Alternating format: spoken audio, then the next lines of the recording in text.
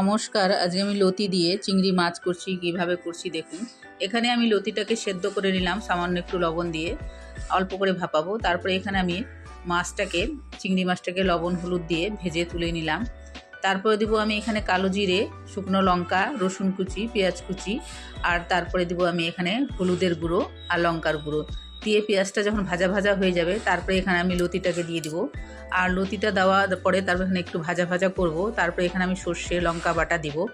সর্ষে লঙ্কা বাটাটা দিয়ে খুব ভালো করে লতিটাকে কষাবো। তারপরে আমি একসঙ্গেই সর্ষেটা আর চিংড়ি মাছটা দিয়ে কষিয়ে জল দিয়ে দিব। জলটা পরিমাণ মতন দেবেন, স্বাদ মতো লবণ দিয়ে দিলাম যাতে আগে সেদ্ধ হয়েছিল যেন গলে না যায়। আর নামাবার আগে আমি একটু মিষ্টি দিলাম আর কাঁচা লঙ্কা ছড়িয়ে দিয়েছি। এই রেসিপিটা খুবই ভালো হয়েছে। বেশি ঝোল রাখবেন না, তাহলে ভালো লাগবে না, একটু ঝোলটা কমই রাখবেন। যদি ভালো লাগে লাইক শেয়ার কমেন্ট করবেন আর ফলো করতে ভুলবেন না। ধন্যবাদ।